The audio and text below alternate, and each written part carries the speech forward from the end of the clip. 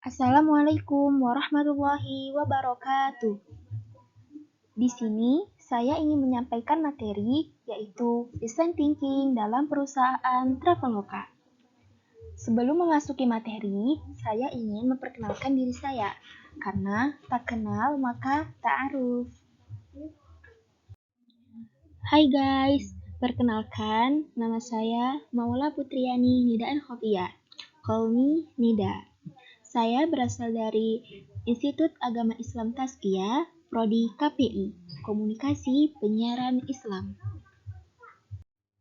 Setelah memperkenalkan diri, sekarang kita akan memasuki materi, yaitu proses design thinking perusahaan Traveloka.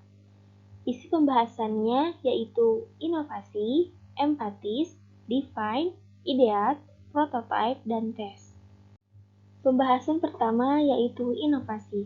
Inovasi adalah suatu perubahan yang baru berupa ide, gagasan, praktek, objek, atau benda yang sifatnya spesifik. Melalui program yang terencana dan dirancang untuk mencapai tujuan tertentu. Nah, inovasi ini menjadi kunci utama perusahaan Traveloka loh. Co-founder Traveloka, Albert, mengatakan, inovasi menjadi kunci utama sebagai perusahaan teknologi untuk dapat terus berkembang, beradaptasi, dan menyediakan solusi yang relevan, menjawab kebutuhan dan aspirasi konsumen.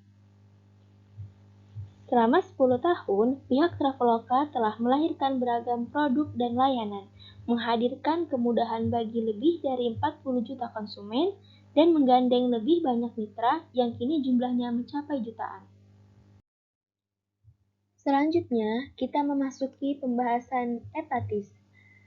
Tahap ini dilakukan untuk mendapatkan pemahaman empatik dari masalah yang terjadi, kemudian dipecahkan.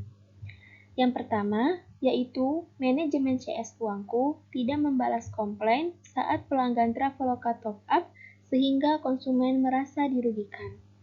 Yang kedua, masalah pay letter terhadap pihak Traveloka sehingga konsumen merasa dirugikan. Dan yang ketiga, keluhan konsumen atas pelayanan dan kebijakan Traveloka yang sangat merugikan konsumen.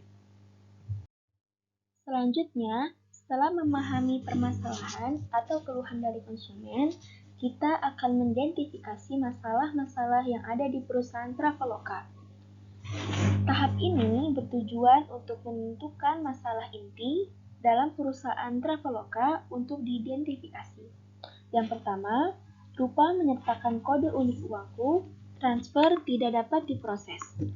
Yang kedua, kenaikan limit pay letter secara otomatis. Dan yang ketiga, penerbangan konsumen dibatalkan secara sepihak dan dana pengembalian tidak full seluruhnya. Pembahasan selanjutnya yaitu ideal. Tahap ini dilakukan untuk menghasilkan ide yang dapat memecahkan masalah. Yang pertama, mengubah manajemen aplikasi yang bersangkutan agar menindaklanjuti setiap keluhan konsumen. Yang kedua, pihak yang bersangkutan harus memastikan agar tidak ada lagi konsumen yang merasa dirugikan. Dan yang ketiga, pihak Traveloka harus melakukan perubahan sistem pelayanannya. Setelah memiliki ide-ide tersebut, langkah selanjutnya adalah membuat prototype atau solusi sederhana. Di tahap ini, solusi yang ditawarkan bisa diterima, bisa diperbaiki, dirancang ulang, atau bahkan ditolak. Tahap ini dilakukan untuk pembuatan model sederhana dengan berbagai solusi yang ada. Yang pertama, yaitu menyediakan layanan yang lebih baik lagi untuk pengguna aplikasi uangku dan pay letter. Yang kedua, selalu mengecek atau mengontrol sistem kerja aplikasi. Dan yang ketiga, meningkatkan keamanan aplikasi Traveloka agar tidak mudah diretas. Nah, kita memasuki pembahasan terakhir nih, yaitu tes.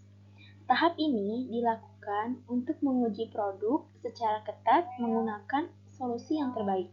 Yang pertama, menyediakan layanan yang lebih baik lagi untuk semua pengguna Traveloka. Yang kedua, Tiap leader tim dalam sebuah aplikasi selalu mengontrol kinerja timnya. Dan yang ketiga, menambahkan kode atau sandi keamanan agar data pribadi konsumen aman. Tadi kita sudah membahas tentang proses design thinking dalam perusahaan Traveloka. Mengapa sih dalam perusahaan atau bisnis memerlukan konsep design thinking? Yang pertama, dalam design thinking kita menciptakan berbagai inovasi terbaik yang menguntungkan. Yang kedua, memberikan kesempatan untuk selalu melakukan improvement dalam mengembangkan produk. Yang ketiga, proses design thinking terbukti mampu menghasilkan inovasi yang disenangi oleh customer, bersifat out of the box dan menguntungkan dari sisi bisnis. Dan yang terakhir, agar bisa memusatkan perhatian dalam menemukan solusi dari permasalahan. Sekian presentasi dari saya, kurang lebihnya mohon maaf. Terima kasih. Wassalamualaikum warahmatullahi wabarakatuh.